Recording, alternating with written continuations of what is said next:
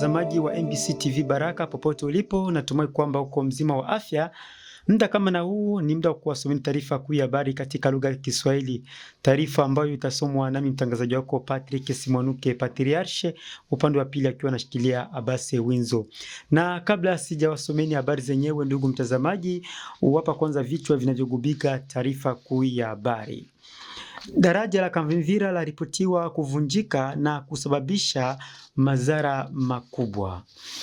Huko Beni ni kwamba kiongozi wa vuguvugu la uasi wa FC M23 aonesha kuwa viongozi wao waliteuliwa wapashwa kutumika kama viongozi wa milele na wasiwaze kuwa wao ni wa mpito. Na tutamalizia na habari za kule Kinshasa, ndugu mtazamaji, ni kwamba muungano wa vuguvugu la wapinzani maarufu sana C64 yatangaza maandamano ya mpya ambayo itaendeshwa mnamo tariki 8 mwezi wa 7 mwaka huu 2026. Ndugu mtazamaji, ni hayo na mengineyo ni katika taarifa kuu ya habari. Karibu. Ndiyo mtazamaji, tuanzie na habari zetu za hapa tarafani Fizi kwenye sekta ya Nganja kwenye kijiji cha Misisi. Ni kwamba jumla ni dola 1200 ndiyo msaada uliotolewa kwenye kanisa la Wichem Sepake Makimbilio, naye mbunge wa taifa mchaguliwa wa Fizi Mheshimiwa Chakubuta Mfahume Teyashe. Msaada huyo umekuja kujibu ombi la kanisa hilo kwa mchaguliwa huyo katika mpango wa ujenzi wa kanisa hiyo, ambapo msaada huyo umekuja kukizi manunuzi ya sakafu maarufu sana karo ndani ya kanisa hilo. Ama kwa upande wa kanisa kupitia kiongozi wameonyesha kushukuru na kutoa shukrani zao na kumtakia kila laheri kwa mafanikio mema kwa mchaguliwa huyo. Ikumbukwe kuwa si mara ya kwanza kwa mchaguliwa huyo kutoa misaada kwa wana wa tarafa la Fizi. Ndugu mtazamaji, tutoke pale Misisi tujelekeze moja kwa moja tarafani Uvira. Ni kwamba daraja la Kavimvira laripotiwa kuvunjika na kusababisha madhara makubwa. Daraja hiyo ambalo linapatikana kwenye barabara ya taifa ndani ya manispaa ya Kavimvira jijini Uvira limevunjika hiyo jana mchana pindi lori lililokuwa likibeba mzigo lipokuwa likipita na kusababisha maporomoko makubwa. Huku matokeo yalikuwa watu watatu kufariki dunia, wakiwemo watoto wawili na wa umri wa miaka 14 na mwingine wa umri 17 na mama mmoja kujeruhiwa vikali, pia mali nyingi kuharibika. Hayo ndiyo matokeo ya muda iliyotolewa na shirika la Nouvelle Société Civile Congolaise kusini mwa Kivu ya Kusini kupitia koordineta wao Marte Mafikiri Mashimango. Ama alipoulizwa kuwa ni upi utakuwa mchango wake, huyu ameonyesha kulazimisha viongozi kukamilisha mradi wa daraja hiyo haraka iwezekanavyo, huku akiomba kutembelea baadhi ya familia zilizofiwa na pia kuchukua gharama za kunusuru familia hizo. Fahamuni kuwa daraja hilo limeonekana kuwa bovu na tayari serikali ya mkoa kupitia YES-EK walikuwa tayari wameanzisha ujenzi wa daraja jipya la kisasa. Tutoke Uvira tujelekeze pale Kabare. Ni kwamba ndugu mtazamaji, mtu mmoja kuuawa na vitu vya samani kupelekwa. Hayo ni matokeo ya wizi uliotekelezwa na watu walioshikilia silaha mnamo kata la Kalangwe.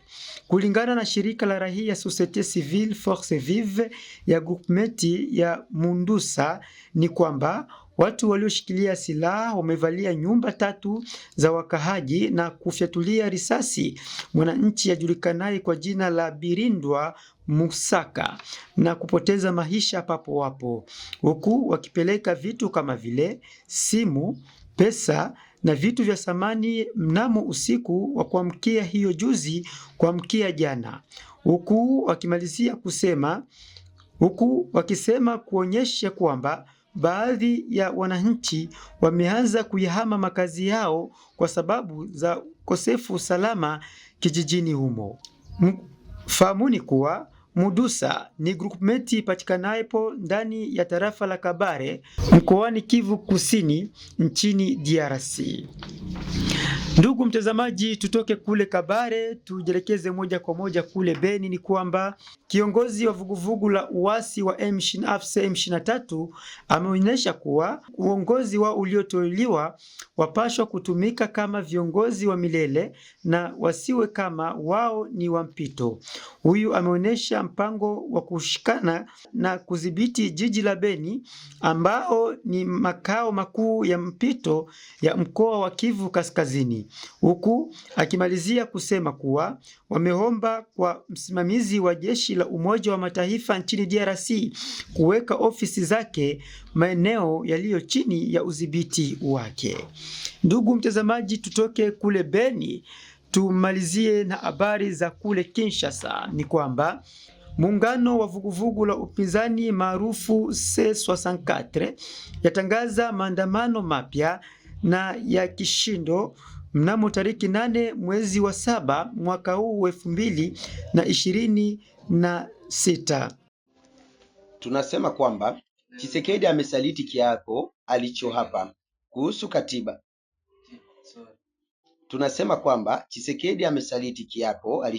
Kuhusu katiba. Kifungo cha 74 alifanya vurugu, lakini maandamano ya nguvu yatafanyika tariki 8 mwezi huu wa 7 ndani ya nchi nzima na sio tu ndani ya jiji la Kinshasa. Jijini Kinshasa tutamalizia maandamano yetu hadi Ikuluni, ambako tutakwenda kumlazimisha bwana Tshisekedi kujiuzulu kwa kosa la kusaliti kiapo chake. Ndiyo kosa la kwanza, na la pili, anapenda kugawa nchi yetu kwa kuipa nchi ya Rwanda kipande chetu cha mashariki, na la tatu, amejiingiza ndani ya uasi kwa kuharibu katiba ya wananchi. Sasa wananchi wa Kongo hatutokubali mambo hayo. Nchi ni ya kwetu. Kongo itabaki moja kama jinsi Kasavubu, Lumumba na wazazi wetu wote waliotangulia, pia kama hayati Etienne Tshisekedi alivyosema, Kongo ni moja na Kongo haiwezi kugawanywa na itakuwa yenye kujiunga. Kongo ni nchi moja. Nimemaliza, asante. Ndugu mtazamaji, tukimalizia na habari za kule Kinshasa, basi tuingie moja kwa moja kwenye jimba la michezo. Ni kwamba ulimwengu mzima leo hii ya tariki 17 mwezi wa 6 mwaka 2026 inatarajia kuona michuano ya kombe la dunia, ambao leo hii timu ya DRC itachuana na timu ya Ureno, ambapo mashabiki wengi haswa wale wa Jamhuri ya Kidemokrasia ya Kongo wakijiandaa vikali kwenda shuhudia mechi hiyo, wengi wakisema mechi hiyo itakuwa ya ushindi ya DRC na wengi kupinga kato. Mpenzi msikilizaji wa MBC TV, kupitia taarifa hizo za michezo ni pale ambapo nakuja kutamatisha habari hizi ambazo zimesomwa nami mtangazaji wako Patrick Simonuke Patriarche, upande wa pili akiwa anashikilia Abasi Winzo. Vile sintokosa kushukuru mwenzangu Kilozo Venkere Baume ambapo alikuwa kwenye meza ya uhariri. Sina cha ziada, basi nakutakia moja kwa moja, usikose kusubscribe, kulike, pia na kushare matangazo ya MBC TV Baraka. Nakutakia kila laheri na ufuataji mwema matangazo yetu. Bye.